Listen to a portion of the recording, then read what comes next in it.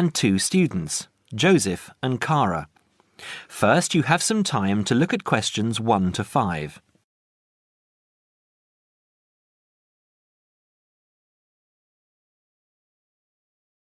Now we shall begin. You should answer the questions as you listen because you will not hear the recording a second time. Listen carefully and answer questions 1 to 5. Hi Joseph, how are you today? Fine, thanks. And Cara, how are you? Good. As we discussed on the phone earlier, I wanted to speak with both of you about the subjects you have chosen to study and how you are managing your time. Okay? Yes. I think so. Okay, so I'll start with Cara. You've been here for how many months now? I've been here for 6 months. How are you finding it? It's good. I'm enjoying the course. And what about life outside? Are you making friends and socializing? Not really. People here are quite closed. They don't talk to you. I see. So, what do you do after classes? I usually go home and study, and I might go out for a walk, but never really with anyone. Sometimes my roommate Louisa comes with me, but she always seems to be busy. How is this affecting your schoolwork? I don't think it is, but I miss home. Cara, what I suggest for now is that you look into joining one of the social clubs on campus. There are a variety of them. You can go camping, skiing, snorkeling, painting, dancing, reading, horse riding, rowing. There's a list on the school website. Have a look and work out which one you're interested in and which suits your timetable. You'll meet friends that way and people who have the same career interests as you. As for the subjects you've chosen for a career in microbiology, I think you should look into dropping one of your subjects and picking it up again next year as a minor. You have a lot on your plate, and this will just cause great pressure. It doesn't mean that you aren't coping, but you're doing about 10 hours more than the average student a week. Think about it, and we can make another appointment to discuss it. When are you free? I have an hour free usually on Wednesdays at 11:30. Okay, good. Come to my office at 11:45 and wait in reception. Okay? Okay, I'll see you then. Before you hear the rest of the conversation, you have some time to look at questions 6 to 10.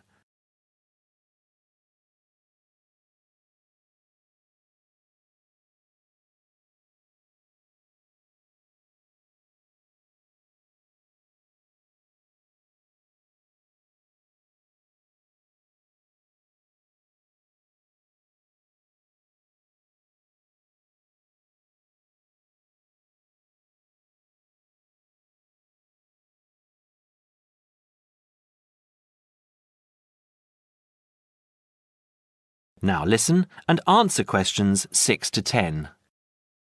Joseph, how are you finding the university? I love it. It's very different from home. Life here is very much focused on study and also socializing through sport. People have been very friendly and curious about my culture. So, you've managed to integrate well? I think so. I've joined the rugby team, something I'd never thought I'd be interested in. And how are your studies going? I think I am doing well. I have a few assignments that need some work, but overall, I'm coping. That's good. I'm happy that you're enjoying the university, but remember, don't let your schoolwork get too far behind, because it will pile up, and before you know it, you will be late handing in work. You know that there's a penalty for handing in work late? No, I didn't. You would have been told at the start of the course, during orientation. I don't remember. You need to remember these things. They are very important. You might be an excellent student, but if you consistently hand in work late, you'll be penalised and you might end up losing your degree over it. That's a lot of years of work, okay? Yes, I'll remember that. And also remember that you have to attend 90% of your classes. So far, you have missed 5 tutorials. Be careful here. These could also cost you your degree. Is there any particular reason you missed these classes? I'd been training for our rugby match the night before and, well, we went out afterwards and I slept past my alarm clock. Joseph, I know this culture must be very different from where you come from, but please try and be a little more conservative with your time. I think maybe you should spend more time on your studies and less time on socialising. The subjects you've chosen are intensive. I want you to spend 3 hours a night studying before you decide to do anything else. I'll make an appointment to see you in a month and we can assess your progress. I'll give you my business card. All my contact details are there. Call me in 3 weeks to organise another meeting. Do you have any questions for me? No, none. OK, I'll see you in a month. That is the end of part 1. You now have half a minute to check your answers.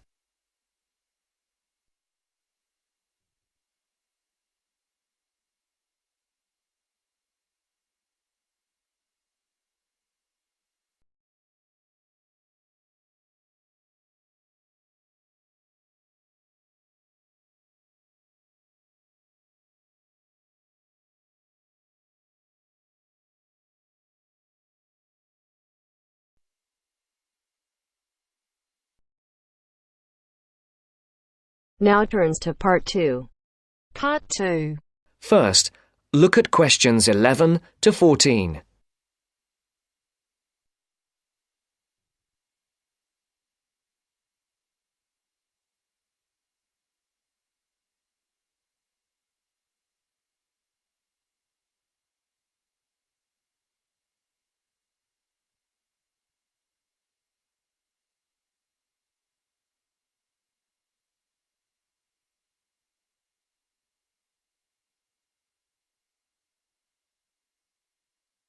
Listen carefully. Who's next, please? I think I am. How can I help you? I just came in on flight 372 from Singapore at 11:30 and my luggage hasn't arrived. I've been waiting at the baggage claim for about half an hour now and everything seems to have come off the plane. The conveyor belt has stopped and all the passengers have gone. So I came here to find out what has happened to my bag. Can I see your ticket, please? Here it is. So you came from Hong Kong today and changed planes in Singapore, right? Yes, the connection in Singapore was a tight one. The plane got in late and I had to rush to get to the next flight. That's the problem right there. There wasn't enough time to get your bags onto the connecting flight. Normally Singapore Airport is very efficient. Now, I need you to fill in these forms. Your name. Jenny Lee. Address. I guess you want my address here. I'm staying with relatives. Just a minute, I'll have to look it up. It looks like 583. No, it's 533 East 67th Street in Riverside. Do you have the phone number there? Yes, I do. It's 9301 4269. So you came in on Qantas Flight 392. Do you know the number of the flight out of Hong Kong? Let me see. I think it was Cathay Pacific 900 or something. Oh yes, it says here, CX 912.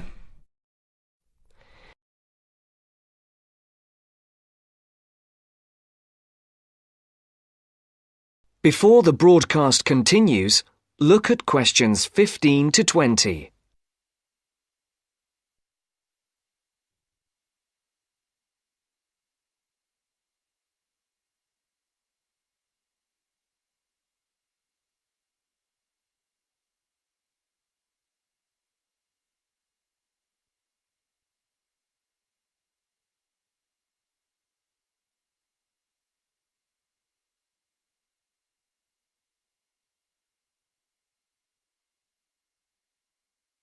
You will now listen to the second part of the talk. Right. Now, I need a description of the luggage. How many pieces did you check in? Just one. Can you describe it for me? Here is a picture to help you. Okay. It's a big bag, like this one. Rectangular. Not hard shell, but soft covered, and it has a zipper around the front. Is it black? No, sort of a grey colour. Any identification? Just a tag with my name on it. Any other features? Well, it has wheels and a retractable handle on the end, so you can pull it, as well as the handle in the middle. OK, that's fine.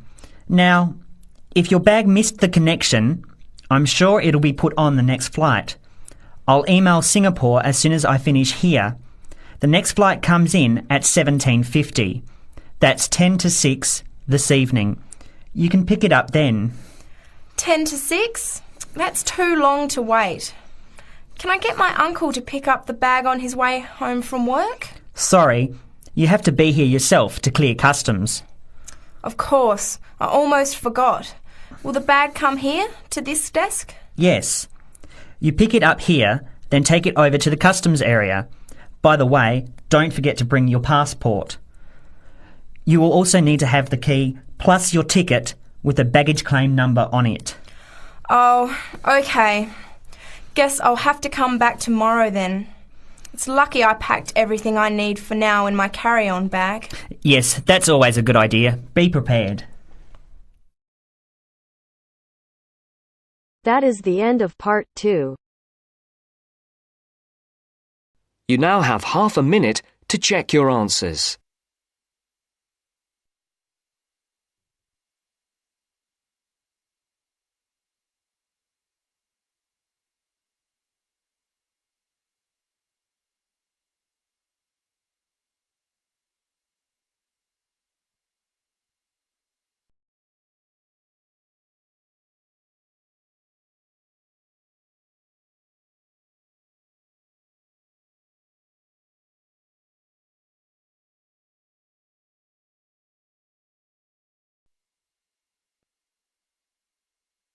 Now turns to part 3. Part 3. You are going to hear a lecture. First, you have some time to look at questions 21 to 25.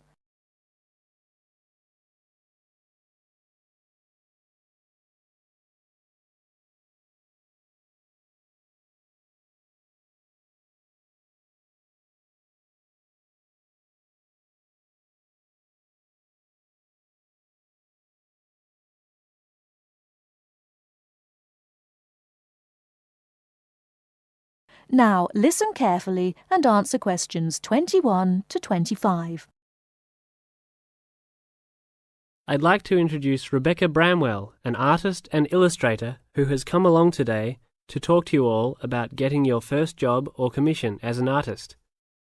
Over to you, Rebecca. Thank you for inviting me. I remember when I graduated back in 1983, I was very excited about getting my first commission. My degree was in fine art, and I'd worked long and hard to get it. I was an enthusiastic student, and I never found it difficult to find the incentive to paint. I think as a student, London being settled by the Romans explains their lust for blood. By about AD 200, the administration of Britain was divided in two. York became the capital of Britannia Inferior, and London of Britannia Superior. Around the same time, the city also acquired its famous walls, probably about 20 foot high. Why did they build such high walls? It was a protective measure which may have been due to civil war, initiated when Governor Claudius Albinus tried to claim the imperial crown in Rome. Was paganism still predominant then? Yes, but Christianity appears to have reached the province at an early date, and only a year after the religion became officially tolerated in the empire, London had its own bishop, Restitutus, who is known to have attended the Imperial Council of Arles. You really delve deep. I think you'll do well on your tutorial paper. Good luck, David. Thanks.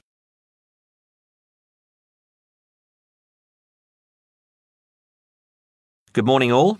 Welcome to our regular lecture on health issues. This series of lectures is organised by the Students' Union and is part of an attempt to help you stay healthy while coping with study and social life at the same time. It's a great pleasure to welcome back Ms. Mary Kirk, who is a professional health advisor and physical education officer. Thank you, Peter, for the introduction. It's a pleasure to be back. Today we're going to discuss the benefits of exercise. University life is hectic and stressful. It also involves a lot of sedentary work, that is, sitting for many hours at a time. What I'd like to focus on is how to approach exercise, not only from the aspect of health benefits, but also as a form of stress relief. I know it's hard to organise your time around studies and socialising, but you can socialise while exercising. If you have an hour free in the morning, afternoon or evening, it would be a good idea to get together with your friends and create a sports team. Before you hear the rest of the talk, you have some time to look at questions 26 to 30.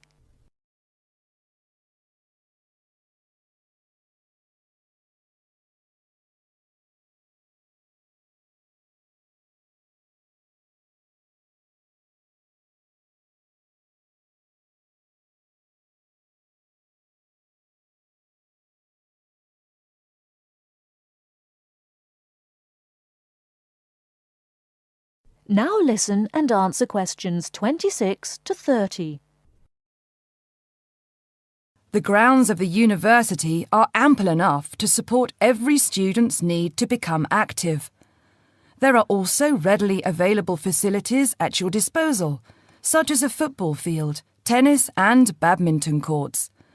There's also a swimming centre, and within that building is a gymnasium, with a variety of programs such as aerobics and weight training.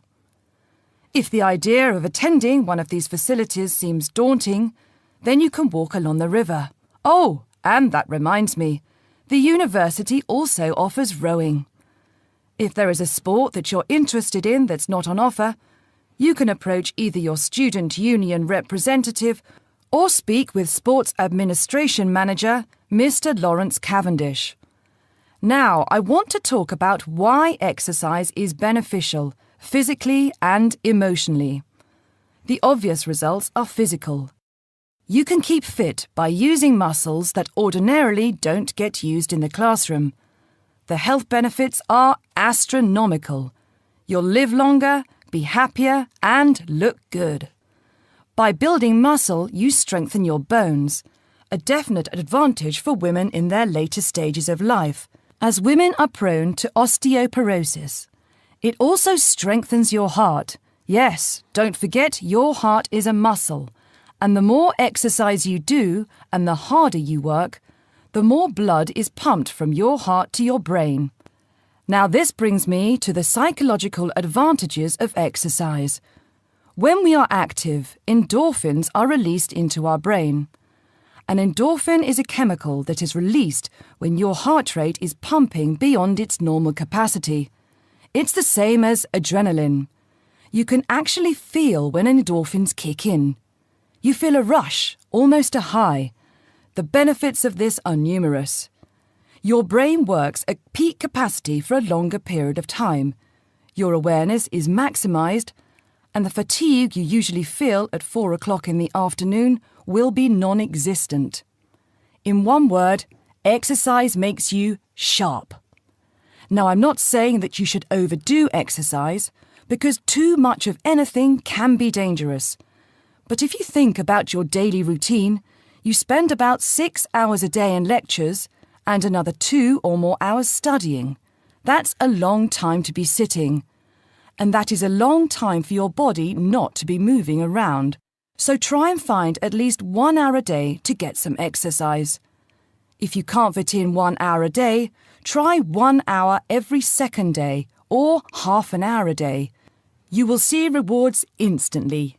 You'll feel great and look great. This I can promise you. That is the end of part 3. You now have half a minute to check your answers.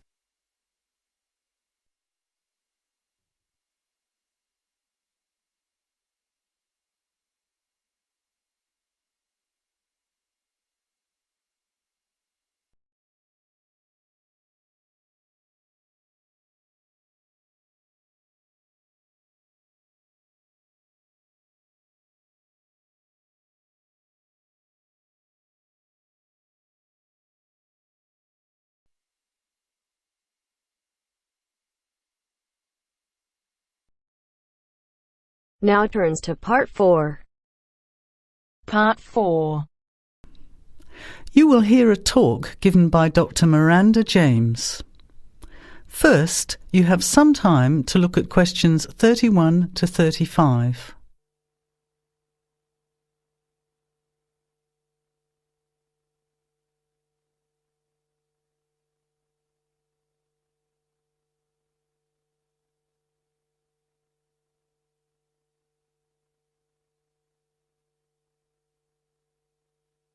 Now, listen carefully to the talk and answer questions 31 to 35.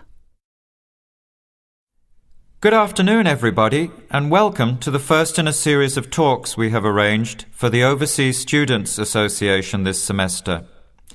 Dr. James has very kindly agreed to speak to us today on the topic of public speaking, and judging from the large numbers of you here, it's clearly a subject of great interest and relevance.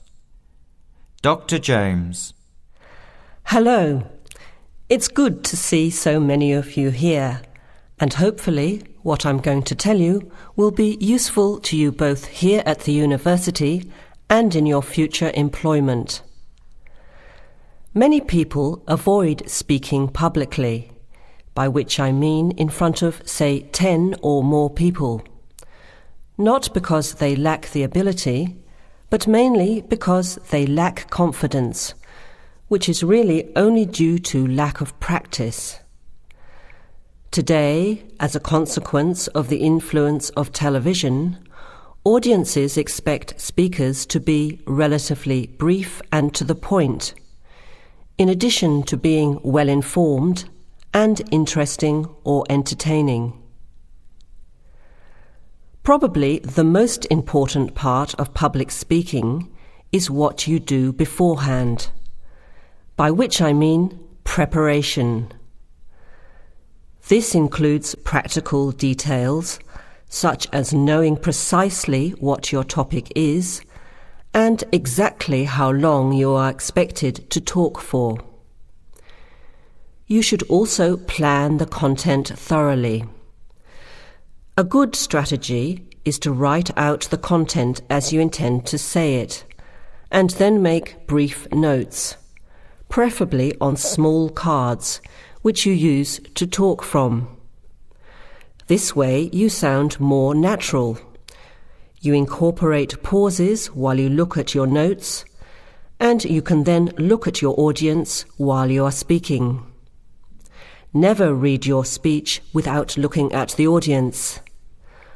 Eye contact is a very important part of communicating with an audience. So deliberately move your head and look around at your audience.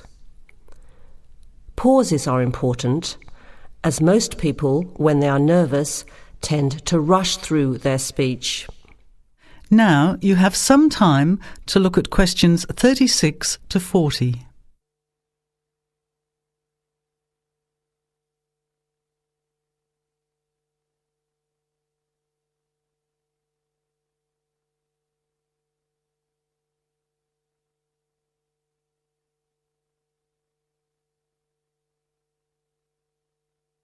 Now listen and answer questions 36 to 40. Practice speaking slowly. This gives you more time to pronounce your words correctly. It's always easier for your audience to listen to someone whose speaking is clear and calmly paced, so that they can understand the ideas being explained. And the bigger the group, the more slowly you should speak. Remember to project your voice, speaking clearly to the person furthest away from you. It's a good idea to rehearse and record yourself. Pay attention to your intonation when you listen to yourself. It's even harder if you're speaking in a second language, I would imagine. But there's nothing worse than listening to a flat, monotonous voice. So try to vary your tone and rhythm. This will add meaning to your words. Lastly, pay attention to both your posture and your gestures. A confident person stands or sits in a small group with their head up, chin out and shoulders back. Try to avoid scratching or fiddling with your hair or beard or pens, jewellery and so on. These movements can distract and irritate your audience. Yet you may be unaware of them yourself. Another reason for rehearsing, preferably with feedback from a friend, or better still, on video. I hope these few tips will make your experience of speaking in public a little easier. Remember, practice makes perfect. That is the end of part 4. You now have half a minute to check your answers.